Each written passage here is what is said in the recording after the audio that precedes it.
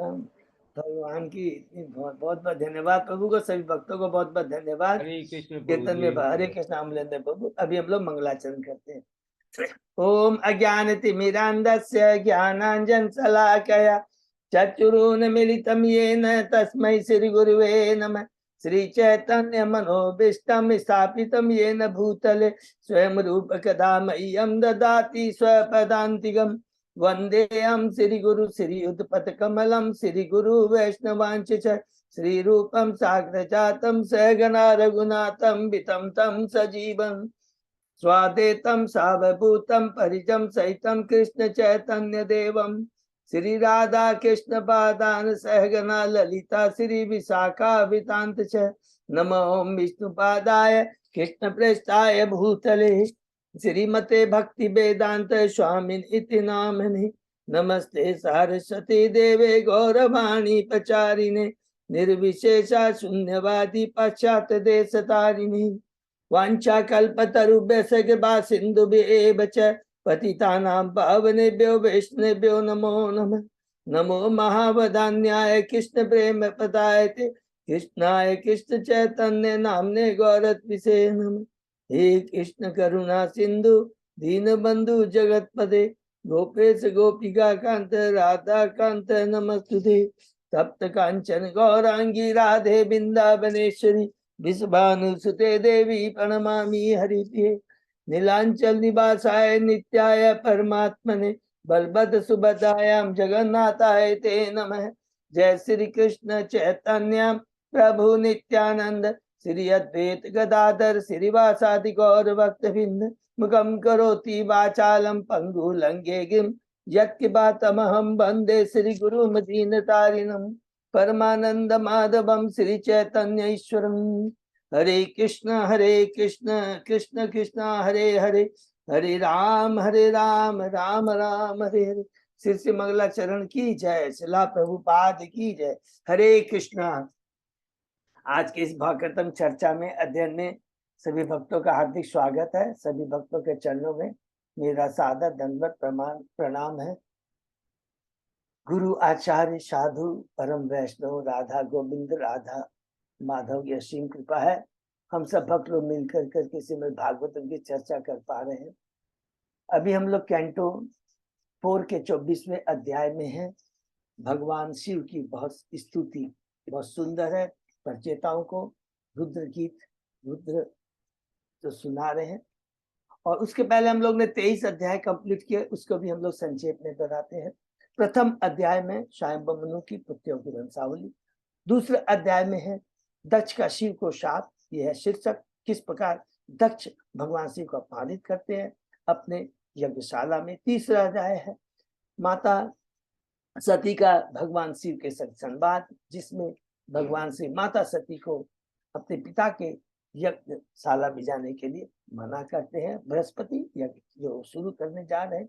चौथा अध्याय में माता सती का देह त्याग, किस पर माता सती अपने पिता के यज्ञशाला में जाके शिव भगवान को ग्लोरीफाई करती है और अपने शरीर को त्याग देती है। पांचवा अध्याय है भगवान शिव द्वारा दक्ष के यज्ञ का विध्वंस करते हैं अपने वीरभद्र अपने अनुयायी के द्वारा। छठवां अध्याय है भगवान ब्रह्मा जी का शिव को मनाना, किस प्रकार शिव को ब्रह्मा जी मनाते हैं। देवताओं को लेकर कैलाश धाम में जाते हैं और कहते हैं कि यज्ञ संपन्न करना बहुत जरूरी है भगवान की प्रसन्नता के लिए, देवताओं की प्रसन्नता के लिए।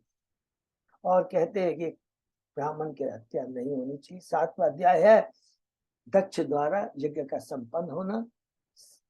शिव जी की कृपा से दक्ष को धड़ मिलता है बकरी का, यज्ञ संपन्न करता है और स्वयं विष्णु भगवान उसमें आकर उन्हें शिक्षा देते हैं। दूसरा पड़ाव पहुंचते हैं।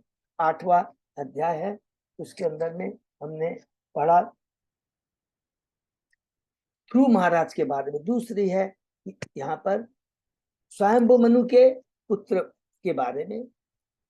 उत्तानपाद और प्रियव्रत दो पुत्र है। अभी उत्तानपाद की वंशावली के बारे में पढ़ रहे हैं। उनके पुत्र हैं ध्रुव महाराज। किस प्रकार वो अपने पिता के द्वारा पानी धोकर कर करके अपनी माता सुनीति के आदेश प्राप्त कर कर कर कर घर छोड़ के जंगल की तरफ जा रहे हैं। भगवान की भक्ति के नारद मुनि किस प्रकार आते हैं और ओम नमो भगवते वासुदेव राव का मंत्र देते हैं। और ध्रुव महाराज 6 महीने तक किस प्रकार मधुबन में यमुना नदी के तट पर भगवान के तपस्या करता है, भगवान को प्रसन्न करता है। 90वें अध्याय में प्रवेश करते हैं। शीर्षक है कि ध्रुव महाराज का अपने घर वापस लौटना, अपने महल वापस लौटना, किस प्रकार भगवान की कृपा प्राप्त करके आदेश प्राप्त करके घर के लौट जाता है। और एक समय आने उत्तान पर जब देखते हैं मेरा पुत्र ध्रुव राज गद्दी पर बैठने के लिए योग्य हो गया है, वो महल को छोड़कर जंगल चले जाते हैं। 10वें अध्याय में प्रवेश करते हैं ध्रुव महाराज का यक्षों के संग में युद्ध, किस प्रकार ध्रुव महाराज अपने पिता के जंगल चले जाने के बाद वो राज सिंहासन पर बैठते हैं, विवाह करते हैं। उनके 4 संतानें होते, 3 पुत्र 1 पुत्री। और किस प्रकार जब उन्हें पता लगता है कि उनके भाई उत्तम को यक्षों ने मार दिया, उनसे युद्ध करते हैं। 11वें अध्याय में प्रवेश करते हैं। स्वयंभु मनु का ध्रुव महाराज को समझाना, सलाह देना कि जब ध्रुव महाराज अंधाधुनी यक्षों को मारते हैं, स्वयंभु मनु आके तुरंत कहते हैं इसको रोको, ये जो तुम्हारा कार्य है, तुम रजोगुण के प्रभाव में आकर, क्रोध में आकर के ये कार्य कर रहे हो, ये उचित नहीं है। उसके बाद में हम लोग 12वें अध्याय में प्रवेश करते हैं। शीर्षक है ध्रुव महाराज का भगवान के धाम वापस जाना। किस प्रकार ध्रुव महाराज शंभु मनु के आदेश को प्राप्त कर करके, कुबेर जी का आशीर्वाद प्राप्त कर करके अपने महल वापस जाते हैं। और वहां पर किस प्रकार राज सिंहासन प्रजा का पालन करते हैं, भक्ति करते हैं। बहुत सुंदर है कि अंत में बद्रिकाश्रम जाकर भगवान की दिव्य भक्ति कर करके भगवान के वैकुंठ को चले जाते हैं। तीसरे पड़ाव में प्रवेश करते हैं। अध्याय 13 ध्रुव महाराज की वंशावली का वर्णन है, जिसमें हमने पढ़ा कि उनकी वंशावली में जो वत्सर उनका पुत्र, छोटा पुत्र राज सिंहासन पर बैठा है, उसकी वंशावली में आते हैं अंग महाराज।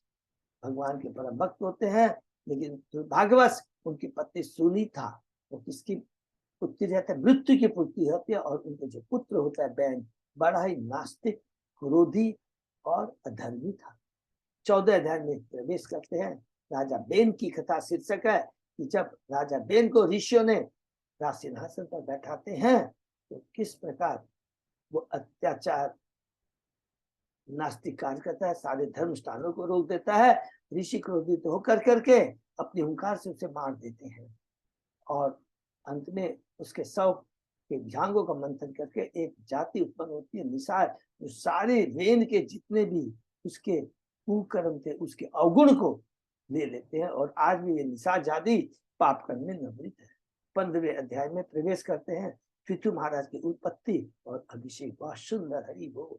पृथु महाराज जब राजा बेन के शरीर के बाहों का जब मंथन करते हैं ऋषि, तो उनसे कपल उत्पन्न होता है, पृथु महाराज और अर्ची। उनका ग्लोरिफिकेशन होता है, लेकिन अपना ग्लोरिफिकेशन करने के लिए रोक देते हैं। कहते हैं कि जब तक मैं अपने को, जिस बात का आप कह रहे हो कि मैं योग्य हूं, जब तक उसको प्रदर्शित नहीं कर दूं, मेरा ग्लोरिफिकेशन करना उचित नहीं है। ये हम बदजीवों के लिए ये बात बोल रहे हैं कि हमें जानना चाहिए किसका ग्लोरिफिकेशन होना चाहिए। ग्लोरिफिकेशन भगवान के भक्तों का होना चाहिए। 16वें अध्याय में प्रवेश करते हैं। बंदी जनों द्वारा पृथु महाराज का प्रशंसा, ये बंदी जन किस प्रकार पृथु महाराज की प्रशंसा करते हैं और कहते हैं हम आपकी जो प्रशंसा कर रहे हैं वो शास्त्रों के अनुसार है।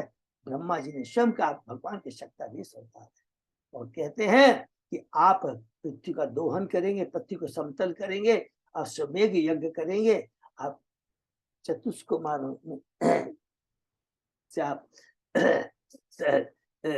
छत्तीसगढ़ में आप नाम भूल जाते हैं, आप ज्ञान चतुष्कुमारों में से जो भूल रहा हूँ, आप ज्ञान प्राप्त करोगे और उसके बाद में अपनी प्रजा को 3 तापों से मुक्त करे। हरि बोल। 17वें अध्याय में हम लोग पूछते हैं, पढ़ते हैं, देखते हैं। शीर्षक है ध्रुव महाराज का पृथ्वी पर क्रोधित होना। जब पृथ्वी कहती है कि अगर आप मुझे दंड देंगे तो कैसे मैं अन्न और फल प्रजा को दे पाऊंगी, पर नागरिक को कैसे उनके आवश्यकता पूरी होगी, उस समय पृथ्वी महाराज बहुत सुंदर बात कहते हैं कि मैं अपनी योग शक्ति से प्रजा का पालन करूंगी। 18वें अध्याय में प्रवेश करते हैं। शीर्षक है पृथ्वी महाराज का, पृथ्वी का दोहन करना बहुत सुंदर है कि किस प्रकार पृथ्वी का दोहन करते हैं, पृथ्वी को समतल करते हैं और नगर राज्यों की सुव्यवस्था करते हैं। 19 अध्याय में प्रवेश करते हैं।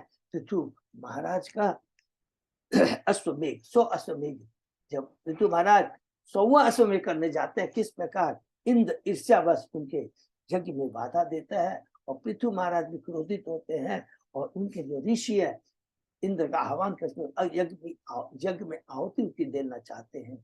तुरंत मां ब्रह्मा जी आते कहते हैं कि कार्य गलत है, इसी तुरंत आप यज्ञ करने की तुम्हारी इच्छा है पृथु, उसको रोको, क्योंकि जो भी कोई कार्य अगर किसी दूसरे को उकसाता है और उसको अधर्म कार्य करने में प्रेरित करता है, वो कार्य नहीं करना चाहिए, जैसा इंद्र कर रहा है।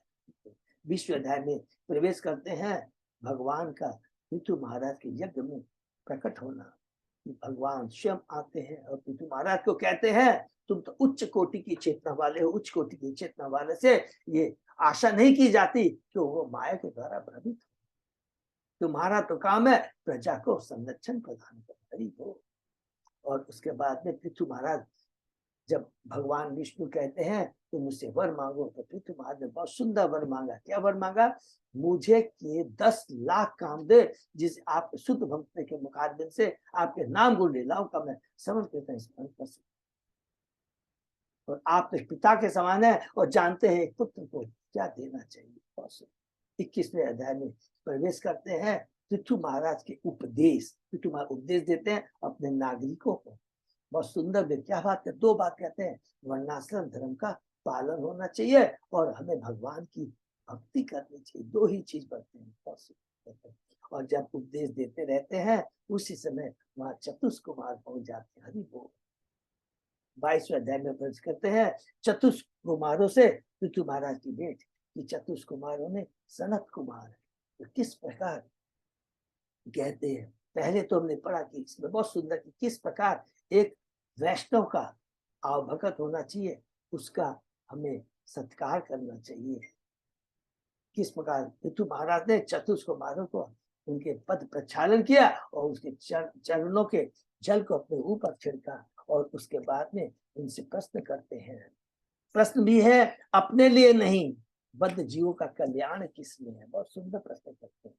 और उसके बाद में कहते हैं कि सनत कुमार से कहते हैं कि हे राजा, तुमने जो प्रश्न किया है अपने लिए बद्ध जीवों के लिए किया है। और एक ही बात कहते हैं, भौतिक अगर चीजों के प्रति अनासक्ति और भगवान के प्रति आसक्ति होनी। और इसके लिए क्या करना चाहिए? भगवान की पूजा करनी है, भगवान के नाम को लीलाओं का श्रवण कीर्तन स्मरण करना चाहिए, भक्तों का संग नहीं करना चाहिए, दूसरे की निंदा नहीं करती है, वैष्णव अपराध नहीं होना चाहिए। तो बहुत सारी सुंदर से शिक्षा देते हैं। और उसके बाद में वहां से चले जाते हैं, आकाश मार्ग से चतुष्कुमार चले जाते हैं। हमने पढ़ा उसके बाद में कि पृथु महाराज ने किस प्रकार सुंदर ढंग से एक राजर्षि के उन्होंने सिंहासन चलाया, उनके 5 पुत्र हुए। 23वें अध्याय में प्रवेश करते हैं। पृथु महाराज का भगवान के धाम जाना कि किस प्रकार पृथु महाराज एक समय आने पर अपनी पत्नी अर्ची के संग में जंगल को चले जाते हैं और किस प्रकार भगवान की भक्ति करते हैं। अर्ची भी अपने पति की उसी प्रकार सेवा करती है जैसे ऐश्वर्य की देवी लक्ष्मी भगवान विष्णु की पत्नी है, वो भी भगवान अपने पति के साथ साथ वैकुंठ को चली जाती है। अलग अलग वैकुंठ विमान आते और वो चले जाते हैं। यहाँ पर पृथु महाराज की लीला समाप्त होती है। 24 अध्याय में प्रवेश करते हैं। पृथु महाराज की वंशावली के बारे में शीर्षक है भगवान शिव द्वारा की गई स्तुति का गान।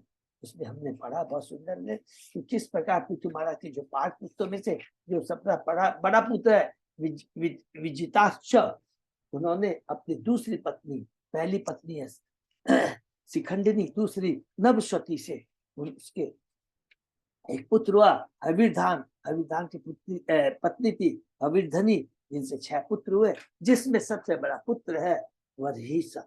वरहिषत बहुत ही, जिसको आगे चल के हमने बताया प्राचीन धनी के नाम से विख्यात हो गए।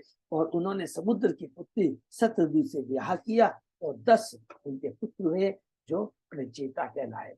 पिता के आदेश के अनुसार किस प्रकार घर छोड़ कर करके वो जंगल को जाते हैं और किस प्रकार वो भगवान शिव से मिलते हैं और भगवान शिव उनको कहते हैं। मैं तुम्हें एक मंत्र देता हूँ, उसे बहुत ध्यान से सुनना, और उसको रुद्र गीत भगवान जो भगवान शिव भगवान जो सुनाते हैं, जो रुद्र वाचा रुद्र गीत के नाम से है, तो सबसे पहले प्रार्थना करते हैं किसको? वासुदेव, शंकरसन, प्रद्युम्न, अनिरुद्ध। हे वासुदेव, मेरी चेतना को शुद्ध कीजिए। हे शंकरसन, मेरे मिथ्या अहंकार को निकालिए। हे प्रद्युम्न, मेरी बुद्धि को ठीक कीजिए, जो मैं भगवान में अपनी बुद्धि का प्रयोग भगवान की सेवा करती हूँ। हे अनिरुद्ध, मेरी इंद्रिया मन को शुद्ध कीजिए, हम भगवान में लगा। और उसके बाद में हमने पढ़ा कि किस प्रकार वो भगवान शिव भगवान के रूप का दर्शन करना चाहता हूँ, कितने रूप का सुंदर वर्णन करते हैं। और रूप का दर्शन करने के बाद कहते हैं, इस वो इतना सुंदर रूप वाले भगवान को प्राप्त करने के लिए हमें क्या करना चाहिए? भगवान की शुद्ध भक्ति करनी चाहिए। बहुत सुंदर क्या, अगर कोई जो निर्भय होना चाहता है, भक्ति योग का अनुसरण करना चाहिए। और भक्ति फिर कहते हैं कैसे कर सकते हैं? शुद्ध भक्तों का संग, क्योंकि शुद्ध भक्तों का संग, एक क्षण भी शुद्ध भक्त का संग हो जाए तो वो कर्म ज्ञान के फलों से मुक्त हो जाता है। शुद्ध भक्त के आशीर्वाद पाए बिना कोई न तो पूर्ण तुष्ट हो सकता है, न भगवान के दिव्य स्थिति को ही प्राप्त कर सकता है। इसके बाद में शिव ईश्वर तत्व के बारे में बताते हैं। हमने बहुत डिटेल में पढ़ा, वही जो हम लोगों ने कैंटे 2 और 3 में पढ़ा था। और पिछले सप्ताह हमने जो पढ़ा ईश्वर तत्व के बारे में, बहुत सुंदर उसी को कंटिन्यू करते पढ़ा। शिव भगवान कहते हैं, हे भगवान, आप सृष्टि कर लेने के बाद 4 रूपों में सृष्टि में प्रवेश करते हैं, क्योंकि बहुत इंपॉर्टेंट है, बस नॉलेज के लिए कहते हैं कि जो सृष्टि में है 4 तरह से जीव आते हैं, जरायुज, अंडज, स्वेदज और उद्बीज। भ्रूण से, अंडे से और पसीने से और बीज से। ये नॉलेज बहुत अच्छा याद करके रखते हैं, कोई कंफ्यूजन नहीं होना चाहिए। फिर कहते हैं इस भौतिक जगत का तथाकथित सुख, हरि वो इस भौतिक जगत में जो जिसको हम सुख बोलते हैं, वो तथाकथित सुख ठीक वैसा ही है जैसे शहद के छत्ते में मधु एकत्र होने के बाद मधुमक्खी द्वारा उसका स्वाद, मधुमक्खी छत्ता बनाती है, लेकिन उसको भी कितनी प्रॉब्लम आती है, मधुमक्खियां डंसती है। तो वही है, हम भौतिक जगत में हम बहुत चीजें अर्जित करते हैं, लेकिन ईर्ष्यालु लोग हमेशा उसको छीनने के लिए तैयार रहते हैं, हम उसको भोग नहीं पाते। फिर कहते हैं काल का वेग अत्यंत प्रचंड है और प्रत्येक वस्तु अन्य वस्तु के द्वारा विनष्ट होती रहती है। बहुत इंपॉर्टेंट पॉइंट है ये। तथा एक पशु दूसरे द्वारा मारा जाता देखता है। कि कहते हैं ना कि जो कमजोर है उसको जो शक्तिशाली है वो ये भगवान के द्वारा, याद रखेंगे ये भगवान ऐसा नहीं है कि भगवान के द्वारा बनाए नियम है, ये पूरा सुंदर महान है। इसका और हम लोग आगे पढ़ेंगे कैसे कि लोअर चेतना वाले कैसे हायर चेतना वाले धीरे धीरे जो शक्तिशाली कैसे एक दूसरे को खाते हैं। ये भगवान की व्यवस्था है। इसलिए कभी हम लोग को ये नहीं बोले शेर जो नॉन वेज है, ये सब भगवान की अरेंजमेंट है कि देश से कमजोर पक्षी कमजोर पक्षियों को खाना, ये भगवान की व्यवस्था है। लेकिन हम ऐसा नहीं कर सकते क्योंकि उनकी कॉन्शियसनेस बहुत लो होती है। अगर हम कहेंगे कि नहीं वो वही नॉन वेज का तो हम भी खाएंगे, तो ठीक है, भगवान हमको अगले जन्म में क्या बना देंगे? पशु बना देंगे। ये बहुत इंपॉर्टेंट चीज है। मनुष्य जीवन आत्म साक्षात्कार के लिए भगवान ने मनुष्य को उच्च कोटि की चेतना दी है। ये हमेशा हमें याद, इसका सदुपयोग करना है, दुरुपयोग नहीं करना है।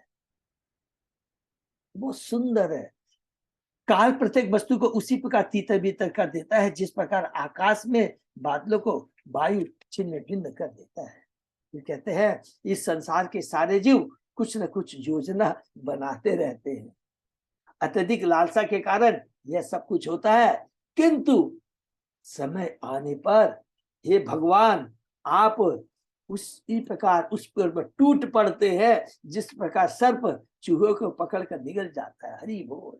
हम इतनी और योजनाएं बनाते हैं, प्लानिंग करते हैं, इतनी चीज अर्जित करते हैं, लेकिन काल रूपी सर्प आकर कर करके हमको चूहे की तरह बताया गया है कि हम लोगों को जैसे काल है, जैसे सर्प चूहे का डस लेता है, वैसे काल हमारी सारी व्यवस्था अरेंजमेंट को डस लेता है, खत्म कर देता है।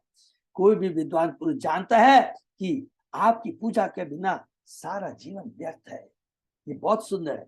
भला यह जानकर कौन आपके चरण कमलों की उपासना नहीं करना चाहेगा, आपके चरण कमलों को त्यागेगा। ये बहुत ही सुंदर कहते हैं। आप विद्वान भक्तों के लिए आप निर्भय आश्रय हैं।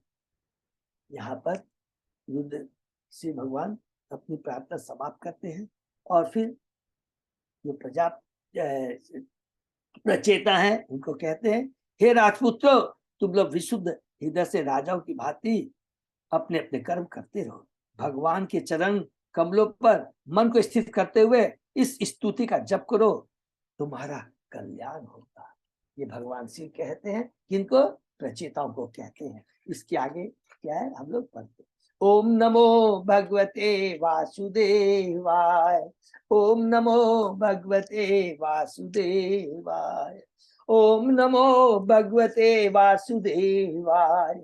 नारायण नमस्कृत्य नरं चैव नरोत्तमं देवी सरस्वती व्यासं ततो जयमुदीरये। नष्टायेषु भद्रेषु नित्यं भागवत सेवया भगवती उत्तम श्लोके भक्ति भवति नैष्ठिकी।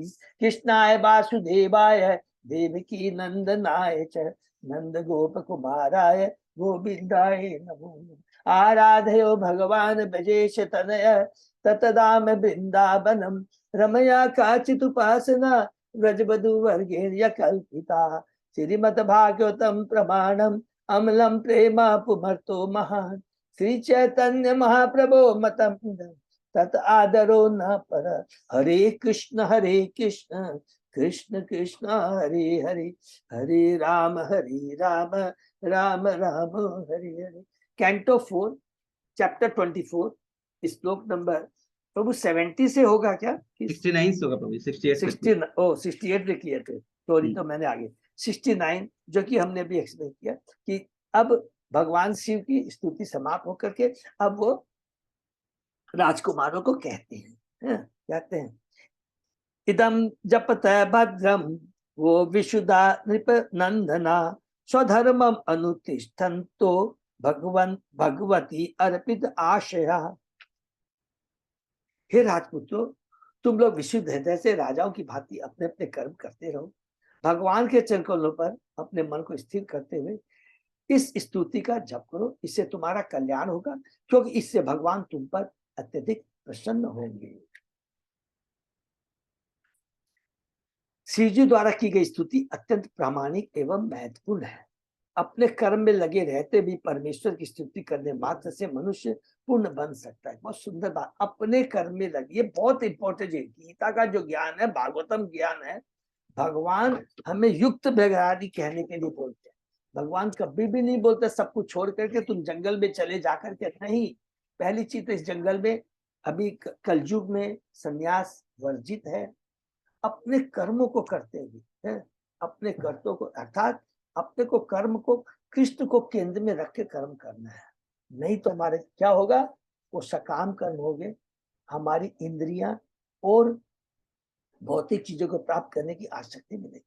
अगर हम कृष्ण को केंद्र में रख करके अपने अनुवृत्तिवत मीन्स ब्राह्मण क्षत्रिय वैश्य जिसका जो कार्य करते रहेंगे, हम भ्रमित नहीं होंगे। ये सबसे इंपॉर्टेंट चीज है। हरि नाम की शक्ति है ये, जो हमारी चेतना को हमेशा वो एक सही जगह पर बनाए रखेगी। नहीं तो हम लोग भ्रमित हो जाएंगे, रजोगुणी लेवल पे चले जाएंगे, जिसमें आज इतना है, कल इतना हो गया, मेरा ये शत्रु मैंने आज मारा, इसको मारूंगा। तो ये स्पर्धा की भावना मन में पड़ी रहती है, जो धीरे धीरे धीरे में हमारी चेतना को और कलुषित कर देगी। तो हरे कृष्ण प्रभु। हाँ प्रभु। गीता में 8:7 में जो बोला, तस्मात् सर्वेषु कालो मयि अनुरज्यते। यस प्रभु, बिल्कुल, कि मेरा स्मरण करते हुए तुम युद्ध करो। हरि बोल, बिल्कुल एकदम परफेक्ट ये श्लोक है। तस्मात् सर्वेषु कालेषु, 8वें अध्याय। थैंक यू प्रभु, बिल्कुल। ये हमेशा ये श्लोक को पढ़िएगा, बहुत मन स्पिरिचुअल शक्ति स्ट्रेंथ मिलेगी हम लोगों को। बहुत अच्छा श्लोक है। शिव जी द्वारा की गई स्तुति अत्यंत प्रामाणिक है, महत्वपूर्ण है। अपने कर्म में लगे रहते हुए परमेश्वर की स्तुति करने बाद से मनुष्य पूर्ण बन सकता है। जीवन का असली उद्देश्य तो भगवत भक्त बनना है। ये है अल्टीमेट जीवन का लक्ष्य, भगवान के धाम जाना, कृष्ण प्रेम प्राप्त करना।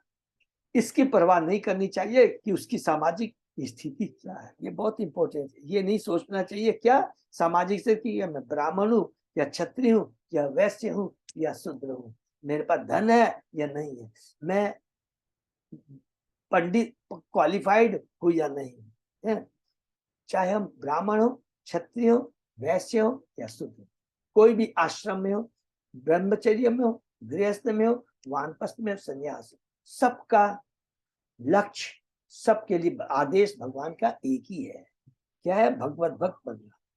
चाहे ब्राह्मण हो या क्षत्रिय, वैश्य अथवा अमेरिकी, अंग्रेज, भारतीय, इन संसार में कहीं भी रहकर भगवान की स्तुति करके भक्ति की जा सकती। हरे कृष्ण महामंत्र की स्तुति ही है, क्योंकि स्तुति में भगवान को संबोधित किया गया है और भगवान से विनय की जाती है कि अपनी भक्ति में लगा। हरि बोल। हरे कृष्ण महामंत्र भी कहता है, हे भगवान कृष्ण, देखिए देखिए हरे कृष्ण महामंत्र क्या कहता है, हे भगवान कृष्ण, हे भगवान राम, हे भगवान की शक्ति हरे, कृपा मुझे अपनी सेवा में लगाइए। देखिए किसी को कोई कंफ्यूजन हो तो देखिए प्रभुपाद जी ने हरे कृष्ण महामंत्र का जो मीनिंग बता दिया। हे भगवान कृष्ण, कृष्ण सर्व आकर्षक 6 ऐश्वर्य से युक्त, हे भगवान राम, राम बलराम आनंद प्रदान करने वाले, हे भगवान की शक्ति हरे राधा रानी, कृपा मुझे अपनी सेवा में लगाइए। एकदम परफेक्ट है। भले ही कोई निम्न वर्ग का क्यों ना हो, वह हर अवस्था में भक्ति कर सकता है, चाहे वो चंडाल हो, चाहे सबसे बड़े एग्जाम्पल कौन सा है, हरिदास ठाकुर, मुसलमान परिवार में तले चेतन महाप्रभु के परम भक्त थे। जैसा कि भागवत में कहा गया है, अहेतु के प्रतिहता, किस भक्त को किसी भी दशा में रोक, भक्ति को किसी भी दशा में रोका नहीं जा सकता। अरे बोल, भक्ति किसी की, ऐसे लिखेंगे हम लोग, बोलेंगे भक्ति किसी की अपनी प्रॉपर्टी नहीं है। कोई शूद्र कह देगा ये राजा क्या है, ये ब्राह्मण कह देगा मेरी प्रॉपर्टी है, मैं ही कर सकता हूँ, नहीं। चाहे ब्राह्मण हो, क्षत्रिय हो, वैश्य, भगवान के, हम सभी भगवान के अंश है, चाहे ब्राह्मण हो, क्षत्रिय हो या वैश्य हो या शूद्र हो, सभी को भक्ति करने का अधिकार है। भगवान चैतन्य महाप्रभु ने भी यही विधि बताई है। हरि बोल। ज्ञाने प्रयासम उपास्य, ज्ञाने प्रयास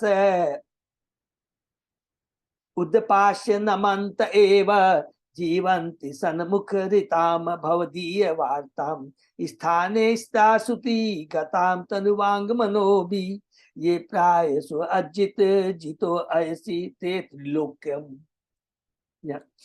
ये ब्रह्मा जी की स्तुति है, बहुत सुंदर स्तुति है। कैंटो 10 में जाएंगे, ब्रह्म विमोहन लीला के बाद जब वो गलती करते हैं और आते हैं, ब्रह्म, बहुत सुंदर है ब्रह्मा जी की स्तुति। तो वही उस स्थिति में ये एक है। मनुष्य अपने स्थान में रहते हुए अथवा अपना कर्म करते हुए, देखिए अपने स्थान में रहते हुए अपना कर्म करते हुए सिद्ध पुरुषों से भगवान के संदेश को सुन सकता है। 3 चीजें, हमें कभी भी जिस भी अवस्था में हो, हम लोग गृहस्थ में हो, वानप्रस्थ में हो, संन्यास में हो, ब्राह्मण हो, क्षत्रिय हो, वैसे हमें अपना कर्म करते हैं। सबको मालूम है ब्राह्मण का क्या कर्तव्य, क्षत्रिय का वैसा फल है अपने है, और उसी प्रकार ब्रह्मचर्य में, वानप्रस्थ में, सबके सब आश्रमों में और सब वर्णों में किसका क्या स्थिति है उसको मेंटेन करते हुए है। तस्मात् सर्वेषु कालेषु, हे अर्जुन तुम युद्ध कर, तुम क्षत्रिय हो, तुम अपना युद्ध करने का काम करते हुए क्या करना है, युद्ध भी करना है, लेकिन करता क्या है, मेरा स्मरण करते हैं। हम भी कोई भी बिजनेस करें, कुछ भी करें, कृष्ण को स्मरण करते हम काम करेंगे, हमारी मति सही जगह पर रहेगी। और फिर कहते हैं सिद्ध पुरुषों से भगवान के संदेश को सुनते हैं, बोनाफाइड, जैसे अभी हमने पढ़ा है कि शुद्ध भक्ति करनी है, लेकिन शुद्ध भक्तों के संग में रह के भक्ति करनी है। कृष्ण भाव आंदोलन इसी सिद्धांत पर आधारित है और हम लोग संसार भर में श्री कृष्ण के संदेश को सुनने का अवसर प्रदान करने के विभिन्न केंद्र खोल रहे हैं। ये प्रभुपाद जी कह रहे हैं, जिससे लोग भगवान के धाम वापस जा सके। हरि बोल। तो ये प्रभुपाद जी की कृपा है। आज पूरे विश्व में इस्कॉन के मिनिमम 800 से भी ज्यादा केंद्र है। केंद्र की बात बता रहा हूँ, और मंदिर बहुत ज्यादा है। मंदिर तो है, लेकिन केंद्र भी जो है 800 से ज्यादा है। ठीक है ना। तमेव आत्मानम आत्मस्थम सर्वभूतेषु अवस्थितम पूज्य धवम गृणन्तश्च ध्यायन्त च असकृत हरिम। अतः हे राजकुमारों, श्री भगवान सबके हृदय में स्थित है, वे तुम लोगों के भी हृदय में स्थित है। अतः भगवान की महिमा का जप करो और निरंतर उसी का ध्यान करो। क्या बढ़िया बात बोलते हैं, भगवान सबके हृदय में स्थित है। बहुत अच्छी बात बोलते हैं कि भगवान ने गीता में कहा। फिर कहता है वे तुम लोगों के भी हृदय में है। हरि बोल। अतः भगवान की महिमा का जप करो और निरंतर उन्हीं का ध्यान करो। असकृत शब्द महत्व, क्योंकि इसका अर्थ कुछ काल के लिए नहीं अपितु निरंतर है।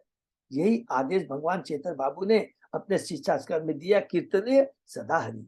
24 घंटे भगवान के पवित्र नाम का कीर्तन करना चाहिए। अतः इस कृष्ण आंदोलन में भक्तों को नित्य प्रति 16 बार माला का जप करने के लिए कहा गया। 16 राउंड्स। वास्तव में ठाकुर हरिदास की भांति भगवत नाम का 24 घंटे जप ही करना चाहिए। वे दिन में 3 लाख बार नाम जप करते थे। इसके सिवाय उसके पास कोई दूसरा काम न था। रघुनाथ दास गोस्वामी जैसे ही अन्य कुछ गोस्वामी भी नियम पूर्वक कीर्तन करते तथा नमस्कार करते थे। जैसा कि षड गोस्वामी अष्टक में श्री निवासाचार्य स्तुति किया, संख्या पूर्वक नाम गान नति भी कालावसानिक। ये देखो बहुत इंपॉर्टेंट है। कई बार बोलते हैं प्रभु हम लोग फिंगर पे भी तो करते क्या, यहाँ पर लिखा है क्लियर, संख्या पूर्वक नाम गान। संख्या पूर्वक शब्द करता है गिनती को स्थित रखते हुए। रघुनाथ गोस्वामी ने न केवल भगवान नाम का जप करते वरन उसी तरह से वे नमस्कार भी करते थे। तो हमें नाम जप पूरा गिनती करके करना। 16 माला प्रभुपाद जी ने, पहले तो बहुत ज्यादा था, लेकिन प्रभुपाद जी ने कलयुग जीवों का ध्यान रखते हुए उसको 64 से रिड्यूस करके क्या कर दिया, 16 माला कर दिया। क्योंकि ये राजकुमार पहले से तपस्या करने जा रहे थे, अतः शिव जी ने उन्हें उपदेश दिया कि वे भगवान का निरंतर जब तक ध्यान करते रहे। यह महत्वपूर्ण बात है कि शिव जी ने भगवान की वैसी स्तुति की थी जैसा कि उनके पिता ब्रह्मा ने उन्हें बतलाई थी। इस प्रकार वे परंपरा, देखिए अब क्या चीज है, परंपरा के बारे में प्रभुपाद जी बहुत कृपालु है।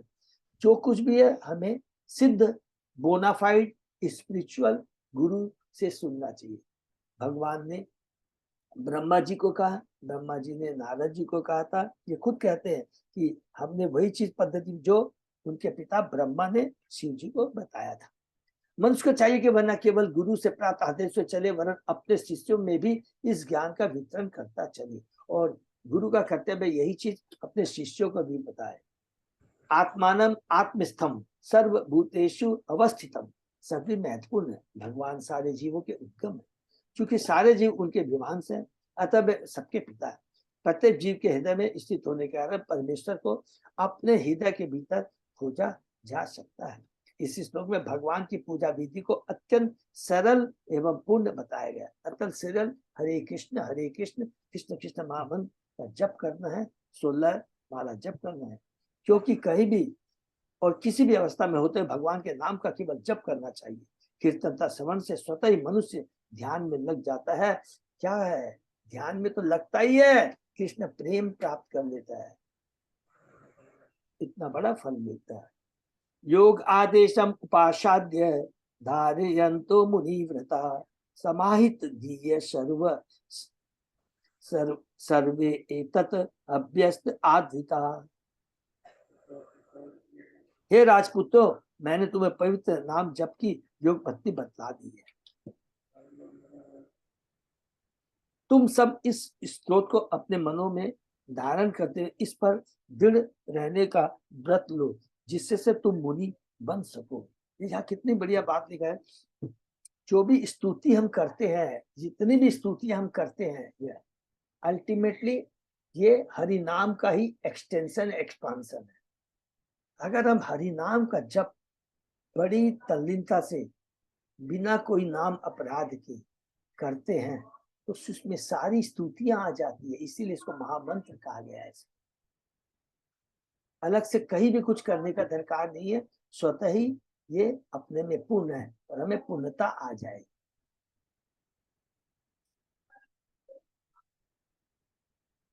तुम सब इस स्त्रोत को अपने मनों में ध्यान करते हुए इस पर दृढ़ रहने का व्रत लो, जिससे तुम मुनि बन सको। तुम्हें चाहिए कि मुनि की भांति मौन धारण करके तथा ध्यान पूर्वक एवं आदर समेत इसका पालन करो। मुनि का मतलब है क्या? हमें कोई आलतू फालतू प्रजल नहीं करना है। मुनि केवल भगवान के बारे में, भगवान के नाम जप लीलाओं का श्रवण कीर्तन स्मरण करना। हठ योग पद्धति में मनुष्य को ध्यान धारणा आसन आदि करने होते हैं। उसे एक ही स्थान पर विशेष आसन ग्रहण करने, अपने नाक के अग्रभाग पर अपनी दृष्टि केंद्रित करनी होती है। हठ योग पद्धति में इतने सारे विधि विधान है कि इस युग में उन्हें कर पाना कठिन है। किंतु भक्ति योग की वैकल्पिक पद्धति न केवल इस युग के लिए वरन अन्य युग के लिए भी अत्यंत सहज है, क्योंकि इस योग पद्धति का उपदेश शिव जी द्वारा महाराज, कितनी बढ़िया बात है, इसको ध्यान से सुनेंगे, प्राचीन वर्षित पुत्र का पुत्र दिया था। भक्ति योग पद्धति कोई नवीन नहीं है, क्योंकि 5000 को भगवान कृष्ण ने भक्ति योग के सर्वोच्च योग के रूप में बताया था। भगवद गीता में भी श्री कृष्ण कहते हैं, योगी नाम है अपने मत गति तरात्मना सद्दावान बसते यो माम समय युक्त तमो मत है। योग में से 6वें अध्याय का 47 बहुत अच्छा श्लोक है ना, इंपॉर्टेंट श्लोक है। योग में से भी जो अत्यंत श्रद्धापूर्वक प्रेमा भक्ति में मेरी पूजा करता है, वह योग में मुझसे भली भाली संयुक्त रहता है और सर्वों में सर्वोच्च है। हरि बोल। सर्वों में सर्वोच्च है। योगियों में से सर्वोच्च योगी वह है जो अपने भीतर कृष्ण का निरंतर ध्यान करता है और भगवान की महिमा का कीर्तन करता रहता है। दूसरे शब्दों में इस प्रकार का भक्ति योग अनंत काल से चला आ रहा है, क्योंकि ये प्राचेता को बता रहे हैं, सत्ययुग का बता रहे हैं। ठीक है ना, सब लोग एकदम कंफ्यूजन नहीं होंगे। स्वयं मनु प्रथम मनु है, उनकी परंपरा चली आ रही है, वो सत्ययुग में है। सत्ययुग में भी हरि नाम का जप के लिए बोलते हैं। ये परंपरा आज की नहीं है। इस प्रसंग में मुनि व्रत सब में, क्योंकि जो आध्यात्मिक जीवन में प्रगति है उन्हें मौन रहना चाहिए। मौन का अर्थ केवल कृष्ण कथा की बात करना, प्रजल्प नहीं करना या कृष्ण का गुणवाद करना। यह मौन महाराज अम्बरीश जैसा है। सैवे मन कृष्ण पदार विंध्यो वैकुंठ गुणानुबद। राजा अम्बरीश ने सदैव भगवान के संकल्प में ही अपने मन को स्थिर रखा और उन्हीं का गुणानुवाद किया। हरि बोल। भागवत ये कैंटो 9 में हम लोग पढ़ेंगे हैं अम्बरीश महाराज की लीला। ठीक है ना। हमें चाहिए कि हम इस जीवन का उपयोग अवांछित व्यक्तियों से व्यर्थ बातें करने में न करें। अत्याहार प्याय से प्रजल्पो निरा जनसंज्ञ से लोलभ्य सलिनी व्यक्ति विनश्यति। जनसंज्ञ से माने अभक्तों का संग नहीं करना चाहिए। अत्याहार प्रजल्पो नियम आ गए, प्रजल्प नहीं करना चाहिए। आत्म फालतू प्रजल्प नहीं कर। उपदेशा में हमें चाहिए कि हम इस जीवन का उपयोग अवांछित व्यर्थ बातें करने में न करें। इसको बहुत जोर से रूप गोस्वामी ने उपदेशा मित्र में बहुत जोर दिया। 2 श्लोकों में भी कहा है। उत्साह निश्चय धैर्य, उसमें भी यही बात की है। क्या उसमें क्या है? शुद्ध भक्तों का संग करना है, अभक्तों का संग नहीं करना है। अभक्तों का संग नहीं करेंगे तो हमारा जीवन माने इतना इंपॉर्टेंट है। भक्ति को याद है, चतुष्कोवारों ने भी क्या है, भक्ति करो लेकिन अभक्तों का संग मत करो। इतना ज्यादा इंपॉर्टेंट, क्योंकि अभक्तों का संग करने से क्या होगा, हमारी जो भक्ति लता रूपी बीज है वो डिस्टर्ब हो जाएगी, बढ़ेगी नहीं। हमें या तो कृष्ण का गुणवाद करना चाहिए या हरे कृष्ण का कीर्तन करना चाहिए। यह मुनि व्रत कहलाता है। बुद्धि को पकड़ होना चाहिए, समाहित दिए तथा कृष्ण भक्ति की दिशा में कार्य करना चाहिए। एक दम्य सताधृषा सद एक दव्य सताधृषा सद बताते हैं कि यदि इन आदेशों को गुरु से आदेश पूर्वक प्राप्त किया जाए और विधि पूर्वक इसका अभ्यास किया जाए तो यह भक्ति योग अत्यंत सरल और प्रभावशाली होगा। इदम आपुरा अस्माकं भगवान विश्वसुखपति भृगु आदिनाम आत्मजानाम श्री श्रीक्षु संश्री श्री छताम। सर्वप्रथम समस्त प्रजापति के स्वामी ब्रह्मा ने हमें यह स्तुति सुनाई थी। भृगु आदि प्रजापतियों को भी इसी स्तोत्र की शिक्षा दी गई थी, क्योंकि वे संतानोत्पत्ति करना चाहते। ये सब प्रजापति है, शाम्ब मनु भृगु दक्ष, ये सब प्रजापति है जो हम लोगों ने पढ़ा था कैंटो 3 में। ठीक है ना। सर्वप्रथम समस्त प्रजापति के साथ ब्रह्मा ने हमें यह स्तुति सुनाई थी। भृगु आदि प्रजापति को इसी सोच से शिक्षा दी गई थी क्योंकि वे संतानोत्पत्ति करना चाहते। भगवान विष्णु ने ब्रह्मा को उत्पन्न किया, फिर ब्रह्मा ने शिव तथा भृगुमुनि आदि अन्य ऋषियों मरीचि, आत्रेय, वशिष्ठ और अन्य को उत्पन्न किया। और इन सभी ऋषियों का किससे ब्याह हुआ था, सबको याद है ना? देवहूति की पुत्रियों से, है सबको याद है, जो हम लोग ने अभी वर्णन किया है। स्वयंभू मनु की पुत्री देवहूति का तो वर्णन हमने किया कैंटो 3 में, डिटेल में लीला सुनी। और उनकी पुत्रियों का अभी हम लोगों ने कैंटो 4 के पहले अध्याय में पढ़ा, संक्षेप में पढ़ा है। इन सब ऋषियों को संतान उत्पन्न करने का भार सौंपा गया था। क्योंकि प्रारंभ में जीवों की संख्या अधिक न थी, अतः विष्णु ने संतान उत्पन्न करने का कार्य ब्रह्मा को सौंपा। और ब्रह्मा ने सृष्टि बनाए रखने के लिए हजारों देवता तथा ऋषि उत्पन्न कीजिए। साथ ही ब्रह्मा ने अपने पुत्र तथा शिष्यों को यह स्तुति, जिसे शिवजी सुना रहे हैं, सुनाकर सचेत किया कि भौतिक सृष्टि का अर्थ है भौतिक व्यवस्था, किंतु इस व्यवस्था का निराकरण भगवान के साथ अपने संबंध को सदैव स्मरण करते हुए किया जा सकता है। हरि बोल। जैसा कि शिवजी द्वारा की गई इस स्तुति में बताएगा, इस प्रकार हम सिर्फ भगवान के निरंतर संपर्क में रह सकते हैं, तभी सृष्टि में व्यवस्था के बावजूद हम कृष्ण भक्ति के पथ से विचलित नहीं होंगे। कृष्ण आंदोलन विशेषता इसी प्रयोजन से चलाया गया है। इस जगत में प्रत्येक व्यक्ति वर्णाश्रम धर्म में बताए गए धर्म में लगा रहता है। यह ठीक है कि ब्राह्मण, क्षत्रिय, वैश्य तथा प्रत्येक व्यक्ति अपने अपने काम में लगे हुए, किंतु यदि वे अपने पहले कर्तव्य पर भगवान से निरंतर संपर्क रखने को स्मरण रखते हैं तो सब कुछ ठीक हो जाएगा।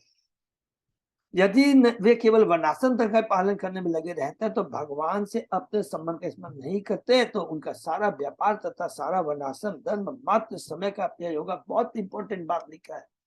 वर्णाश्रम धर्म है एक सभ्य समाज व्यवस्था बनाने के लिए, सभ्य समाज बन गया। अब क्या करना है सभ्य समाज को? सबका एक ही उद्देश्य है, ब्राह्मण, क्षत्रिय, वैश्य, ब्रह्मचर्य, गृहस्थ, वानप्रस्थ, न्याय, कि भगवान की भक्ति करना। सब अपनी अपनी योग्यता के साथ एक दूसरे को मदद करेंगे, समाज को सुचारू रूप से चलाएंगे और सबको कृष्ण भावना से जोड़ देंगे। ये है टोटल वर्णाश्रम धर्म का वास्तविक पर्पज। श्रीमद् भागवत के प्रथम स्कंद में इसकी पुष्टि की गई। धर्म स्वनिष्ठित पुंसाम विश्वक्सेन कथासु यः नो उत्पादयति रतिम श्रम एवि केवलम। निष्कर्ष है कि अपने अपने कर्म को निभाते हुए कृष्ण भक्ति के कार्य में बाधा नहीं पहुंचने देना चाहिए। हरि बोल। मात्र श्रवण कीर्तन की भक्ति करनी चाहिए, अपने कर्म को नहीं छोड़ना चाहिए। जैसा कि भगवत गीता में कहा गया, यत प्रवृत्ति भूतानाम ईश्वर मितम तम सर्वकर्मणाम तम अव्यचर्य सिद्धिम विन्दति मां। मनुष्य अपना कर्म करता हुआ जीवों के उद्गम तथा सर्वव्यापी भगवान की पूजा करके सिद्धि प्राप्त कर सकता है। ये बहुत इंपॉर्टेंट हो गया। इस बार मनुष्य का अपना कर्म करता रह सकता है, किंतु यहाँ पर शिव जी ने जो स्तुति बताई है, यदि उसमें मनुष्य भगवान की पूजा स्तुति है तो उसका जीवन सफल हो जाता है। पूरा ये स्वनुतिष्ठ धर्म से संसिद्धि हरितोषणम। हमें अपना कर्म तो करना ही चाहिए, किंतु यदि हम अपने कर्मों से भगवान को पसंद कर सके तो हमारा जीवन सफल हो जाएगा। इसमें भी सुत गोस्वामी वहाँ के जो ऋषि थे उनको बताते हैं। यही श्लोक हम लोगों ने पढ़ा है ना सबने, कैंटो 1 में दूसरे अध्याय में।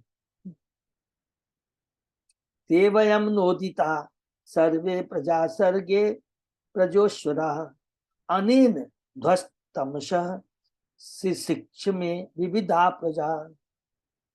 जब ब्रह्मा द्वारा हम सब प्रजापति को प्रजा उत्पन्न करने का आदेश हुआ तो हमने श्री भगवान की प्रशंसा में इस स्तोत्र का जप किया, जिससे हम समस्त अविद्या से पूर्णतः मुक्त हो गए। इस तरह हम विविध प्रकार के जीवों की उत्पत्ति कर पाए।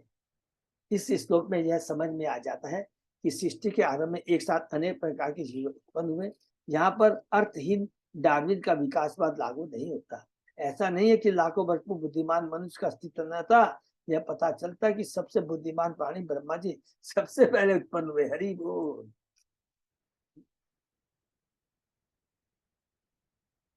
तब ब्रह्मा जी ने मरीचि, भृगु, अत्रे, वशिष्ठ तथा शिव को उत्पन्न किया। तब उन्होंने कर्मों अनुसार विभिन्न प्रकार के जीव उत्पन्न किए। श्रीमद् भागवत में कपिल देव ने अपनी माता को बताया कि जीवात्मा को अपने कर्म के साथ विशेष शरीर प्राप्त होता है और उच्चतर अधिकारी ही इस शरीर के विषय में निर्णय करते हैं। ये उच्चतर अधिकारी भगवान द्वारा नियुक्त होते हैं और इनके नाम है ब्रह्मा, मनु तथा अन्य प्रजापति। इस प्रकार सृष्टि के आरंभ से ही अत्यंत बुद्धिमानी जीव विद्यमान रहे। ऐसा नहीं कि तथाकथित आधुनिक बुद्धि विकास की क्रमिक प्रक्रिया से विकसित हुई। बहुत इंपॉर्टेंट है। जैसा कि ब्रह्म वैवर्त पुराण में कहा गया है, क्रमिक विकास होता तो है किंतु शरीर का विकास नहीं होता। सारे शरीर के रूप पहले से रहते हैं। हरि बोल। केवल शरीर के भीतर का आत्म स्फुलिंग ही प्रकृति के नियमों द्वारा श्रेष्ठ अधिकारी के अधिक्षण में प्रगति करता है। इस श्लोक से यह समझ में आता है कि सृष्टि के आरंभ से विभिन्न का जीव विद्यमान थे। ऐसा नहीं कि उनमें से कुछ विलुप्त हो गए हैं। सारी वस्तुएं यहाँ पर है, केवल ज्ञान के अभाव के कारण हम वस्तुओं को उनके वास्तविक रूप में नहीं देख पा रहे हैं। माने सभी लोग हैं, सब जीव है। जब सृष्टि करते हैं प्रधान तत्व नित्यांकार के हिसाब से जो हमने सीक्वेंस पढ़ा है, सब अपने कर्मों के साथ विद्यमान रहते हैं और इनके माध्यम से, प्रजापतियों के माध्यम से वो यहाँ पर उत्पन्न होते हैं। इस श्लोक का ध्वस्त तमसा सब अत्यंत महत्वपूर्ण है, क्योंकि अज्ञान से मुक्त हुए बिना विभिन्न प्रकार के जीवों की उत्पत्ति को नियंत्रित नहीं किया जाए। जैसा श्रीमद् भागवत में कहा गया है, देव नेत्र श्रेष्ठ अधिकारियों के निरंतर नहीं शरीर मिलता है। यदि ये श्रेष्ठ अधिकारी सभी प्रकार की अपूर्णताओं से मुक्त नहीं होंगे तो वे जीवों के विकास को किस प्रकार नियंत्रित कर। वैदिक आदेशिक अनुयायी डार्विन के विकासवाद को स्वीकार नहीं करते, क्योंकि यह अधूरे ज्ञान के कारण दूषित है। माने इसके लवे भी नहीं लगता है। ये सब डार्विन की थ्योरी। इतना सुंदर भागवत में बताया कैसे सृष्टि में अलग अलग जीव आते हैं, अपने कर्मों के अनुसार ऑलरेडी रहते हैं, और जब सृष्टि होती है तो सृष्टि का कितना सुंदर हम लोगों ने बार बार पढ़ा, सीक्वेंस पढ़ा है। अतो इदम नितदा युक्तो जपन अवहित पुमान अचिरात श्रेय आपनोति वासुदेव परायण है। भगवान कृष्ण के भक्त को जिसका मन सदैव उन्हीं में लीन रहता है और जो अत्यंत ध्यान तथा आदर पूर्वक इस स्रोत का जप करता है, शीघ्र जीवन की परम सिद्धि प्राप्त होगी। शिव जी कहते हैं सिद्धि का अर्थ है भगवान कृष्ण का भक्त बनना। ये बहुत इंपॉर्टेंट बात है। सिद्धि का मतलब ये नहीं कि बहुत ही जैसे छुटा ब्रह्म ज्योति में मिलना, नहीं। सिद्धि का अर्थ भगवान का भक्त बना। श्री भागवत के प्रथम स्कंद में कहा गया है वासुदेव परा देवा वासुदेव परा मका। ये भी हमने पढ़ा कैंटो 1 में। जीवन का चरम वासुदेव कृष्ण है।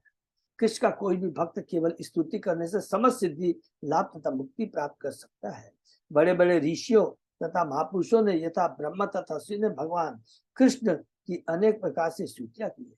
भगवान कृष्ण शिव विरिंची अनुत्तम कहलाते हैं। शिव अर्थात विरंची माने ब्रह्मा है। शिव अर्थात भगवान शिव तथा विरंची अर्थात ब्रह्मा, ये दोनों देवता भगवान वासुदेव कृष्ण की स्तुति करते रहते हैं। यदि हम इन महापुरुषों के पद चिन्हों पर चले और भगवान कृष्ण के भक्त बन सके तो हमारा जीवन सार्थक हो जाए। दुर्भाग्यवश हम लोग इस रहस्य को नहीं जानते।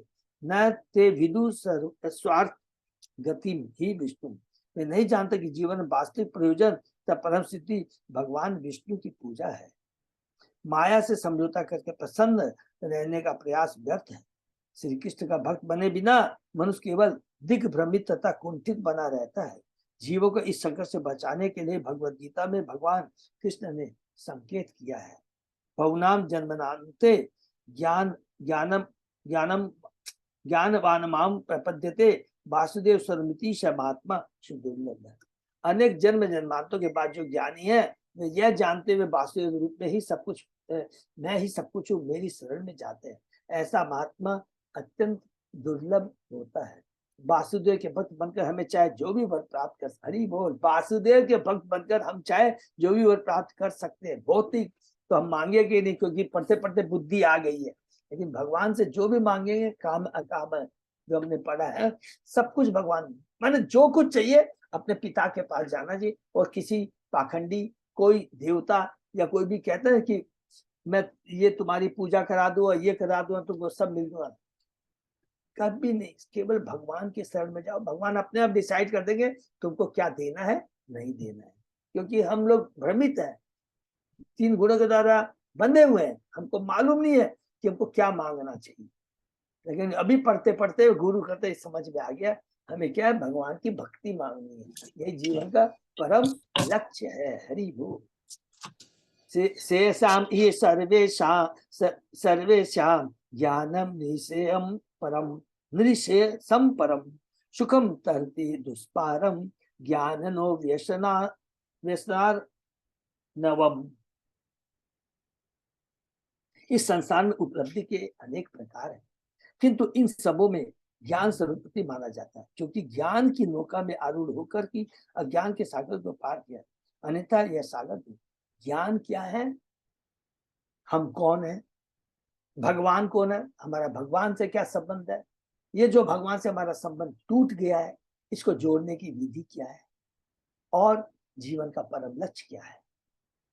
कृष्ण, कृष्ण भक्ति, कृष्ण प्रेम, संबंध, विधेय एंड प्रयोजन। इस संसार में अनेक प्रकार, किंतु इन सबों में ज्ञान स्वरूप माना, क्योंकि ज्ञान की नौका में आरूढ़ होकर के अज्ञान के सागर को पार किया जा सकता है। अन्यथा यह सागर, वास्तव में इस संसार में प्रत्येक व्यक्ति अज्ञान के कारण कष्ट उठा रहा है। प्रतिदिन यह देखा जाता है कि ज्ञानहीन मनुष्य किसी न किसी अपराध में फंसा रहता है और बाद में दंडित होता है। संभव है कि उसे इस पाप कर्म का ज्ञान न हो। ऐसा ज्ञान संसार भर में पाया जाता है। लोग यह समझ ही नहीं पाते कि अवैध प्रसंग से वे जीवन को कष्ट में डाल रहे हैं, अपने स्वार्थ के लिए पशुओं को मारते हैं और दुर्व्यसन तथा दुर्क्रिया का आनंद लेते हैं। यह अत्यंत सोचनीय है कि संसार के नेता इन पाप कर्मों के प्रभावों को नहीं जानते, उल्टे वे सारी घटनाओं को सहज भाव से ग्रहण करते हुए अज्ञान सागर की सीमा को बढ़ाते जाते। ऐसे अज्ञान के विपरीत पूर्ण ज्ञान मानव उपलब्धि से पूर्ण है। व्यवहारिक जीवन में हम देख सकते हैं कि ज्ञानवान व्यक्ति जीवन के अनेक गर्तों से बच जाता है। जैसा कि भगवद गीता में कहा गया है, भवना नाम जननानंते ज्ञान आनंद प्रपद्यते। जब मनुष्य वास्तव में ज्ञानवान बन जाता है तो वह परमात्मा की शरण में जाता है। माने ज्ञानवान बन जाता है कि उसको ज्ञान हो जाता है कि ये भौतिक जगत दुखालय है, ये वास्तविक हमारा घर नहीं है। जीवन का लक्ष्य भौतिक व्यसन में नहीं पड़ना है, बल्कि हम जो सच्चिदानंद भगवान के अंश है, हमें अपने जो शाश्वत घर है, धाम है, उसको जाना है। किसके द्वारा? भक्ति के द्वारा। वासुदेव सर्वमिति समात्मा सुदुर्लभ, ऐसा महापुरुष बिरले ही पाया जाता है। यह कृष्ण भावनामृत आंदोलन उन तथाकथित नेताओं की आंखें खोलता है जो अज्ञान से पूर्ण है और इस प्रकार उन्हें जीवन के अनेक गर्तों तथा घातक परिस्थितियों से बचाने के लिए कृत संकल्प है। सबसे बड़ा खतरा है मनुष्य से निरंतर योनि को प्राप्त होना। हरि बोल। मनुष्य से निमंत्रण माने मनुष्य नीची योनि को प्राप्त होना।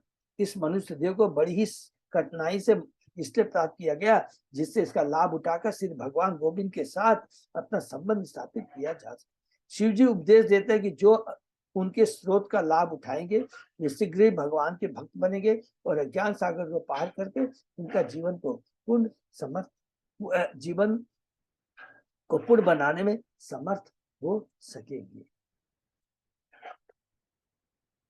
यह इयं सद्या युक्तो मत गीतम भगवत स्तवम अधियानो दुराराध्यम हरि माराध्यति अशो। यद्यपि भगवान की भक्ति करना एवं उनकी पूजा करना अत्यंत कठिन, किंतु यदि कोई मेरे द्वारा रचित एवं गाए हुए स्तोत्र का केवल पाठ करता है तो वह सरलता पूर्वक भगवान को प्राप्त कर सकता है। हरि बोल। यह विशेष महत्वपूर्ण बात है कि शिव जी भगवान वासुदेव के शुद्ध भक्त है। वैष्णव नाम यथा संभु, समस्त वैष्णव में शिव जी सर्वोच्च फलता है। शिव जी का संप्रदाय चलता है जिसे रुद्र संप्रदाय कहते हैं। इस समय जो वैष्णव का विष्णु स्वामी संप्रदाय है वह रुद्र या शिव से संबंधित है। भगवान कृष्ण या वासुदेव का भक्त होना अत्यंत कठिन है, इसीलिए दुराध्ययम शब्द विशेष रूप से प्रयुक्त हुआ है। देवताओं की पूजा उतनी कठिन नहीं है, किंतु भगवान के वासुदेव का भक्त बनना कठिन है। हरि बोल। यदि कोई महापुरुषों के आदर्शों तथा उनके पद चिन्हों पर चले तो वह सरलता भगवान वासुदेव भक्त बन सकता है, क्योंकि वो सही ज्ञान देते हैं। गुरु नहीं तो क्या बोलेंगे देवता, अरे ये चीज चाहिए तो इसकी पूजा करो, ये चीज चाहिए तो इसकी पूजा करो। जैसा कि शिव जी ने उपदेश दिया है, प्रहलाद महाराज द्वारा भी इसकी पुष्टि होती है।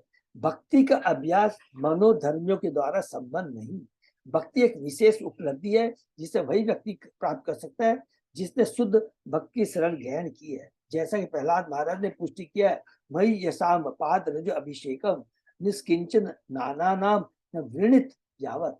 जब तक शुद्ध भक्त के चरण कमलों की धूल को धारण नहीं किया जाता तब तक भगवान की भक्ति में प्रविष्ट नहीं हुआ जा सकता। ये बहुत इंपॉर्टेंट श्लोक है। ये प्रहलाद महाराज की जो प्रार्थना है नरसिंह भगवान को है बहुत। तो हरे कृष्णा, यहीं पर विराम देते हैं। यहाँ पर आज हमने जो पढ़ा बहुत ही पावरफुल है कि शुद्ध भक्ति के बारे में बताया। एकमात्र जीवन का लक्ष्य भगवान की भक्ति करना है। हमें पाखंडियों के चक्कर में नहीं पड़ना है, भक्तों के चक्कर में नहीं पड़ना है, हमारी भक्ति भी नष्ट हो जाएगी। जीवन का एकमात्र लक्ष्य अगर हमें जानना ना है तो एकमात्र प्रामाणिक गुरु का के शरण में हमें जानना चाहिए, और इसके बाद कोई दूसरा उपाय नहीं है। हरे कृष्णा। तो हम लोग विराम देते हैं। किसी का कोई प्रश्न है तो पूछ सकते हैं। हरि बोल। तो बहुत सब भक्तों को बहुत बहुत धन्यवाद। आज जो हमारे भक्त हैं जो हरिनाम दीक्षा लेने जा रहे हैं, तो कृपा करके सब लोग अपना पूरा फॉर्म फिलअप जो किया हुआ है उसको जो मेरे को दे दिया वो मैं कैरी कर लूंगा, लेकिन प्लीज मैं भी वही रहूंगा। 20 क्वेश्चंस को पढ़ के अच्छे से आएंगे, और आरती, गुरु मंत्र और डेटी के बारे में, और आपकी जो भी घर में जैसे ना आप कैसे जीवन यापन माने कृष्ण को भक्ति करते हैं, तो बहुत जनरल क्वेश्चन रहेंगे, उसको कंफ्यूज मत होइएगा। तो प्लीज सब लोग आइएगा जरूर। इस बार किसी को कोई प्रॉब्लम नहीं होनी चाहिए। हरे कृष्णा। तो 4 से 6 बजे है, तो सब लोग जितना जल्दी पहुंचेंगे 4 बजे पहुंचने का प्रयत्न करें। इसके लिए किसी का कोई क्वेश्चन है तो बता दो। और अभी आज एक तो इम्पोर्टेंट बात मैं बोलना भूल गया। कल मेरे को श्री संगीता राधा देवी दासी माता जी ने बताया कि हमारे BF 68 में एक माता जी हैं, हमारे भक्ति वृक्ष से जुड़ी हुई थी। तो उनका आज वो इस भौतिक जगत को छोड़ के चली गई। तो श्री संगीता माता जी उनके बारे में बताएगी। उनके लिए हम लोग एक बार हरे कृष्ण महामंत्र बोले। तो माता जी थोड़ा सा 1 मिनट बताएंगे। हरे कृष्ण प्रभु जी। प्रभु जी, वो मीरा गुप्ता माता जी थी, वो काफी 4-5 साल से अपने यहाँ आती थी। बीच में उनकी तबीयत खराब हो गई थी तो आना बंद हो गया था, उनकी कैंसर हो गया था। फिर अभी 1 साल से वापस कंटिन्यू था उनका आना, वो आ रही थी रेगुलर। अभी उनका वो ब्रेन में चला गया प्रभु जी, तो 1 महीने से हॉस्पिटल में ही थी। चलिए हम लोग सब भगवान से we all pray to Krishna for her higher destination के लिए करेंगे, और उनके लिए हम लोग हरे कृष्ण महामंत्र बोलते हैं। हरे कृष्ण हरे कृष्णा कृष्णा कृष्णा कृष्णा हरे हरे हरे हरे हरे राम हरे राम राम राम हरे हरे राम राम हरे हरे। हरे गारंटी है, ये गारंटी है। देखिए माता जी ने बताया वो भक्ति में से जुड़ी हुई थी। 100% she will get higher destination, या 100% भगवान जहां भी रखेंगे वो भक्ति कंटिन्यू उनकी रहेगी। ये एकदम पूरा ये विश्वास है। तो बहुत बहुत धन्यवाद माता जी बताया। बोलते हैं वॉकिंग करने जाती थी सुबह, तो वहाँ सबको बोलती थी इस्कॉन का क्लास होता है, आप लोग आइए, प्रचार भी करती थी। हरि बोल। देखिए और यही चीज हमें अपने जीवन में कंटिन्यू रखना। Thank you so much Shri Sangeeta Devi. चला के देखो, चला। तो शाम को प्लीज सब लोग याद रखेंगे जो दीक्षा ले रहे हैं टाइमली पहुंच जाएंगे। हरि बोल। यही विराम देते हैं। थैंक यू अजय प्रसाद। हरे कृष्ण से भक्तों को बहुत बहुत धन्यवाद। तो आज का सेशन यही विराम देते हैं, कल सुबह 7 बजे। दंडवत प्रणाम। चलो।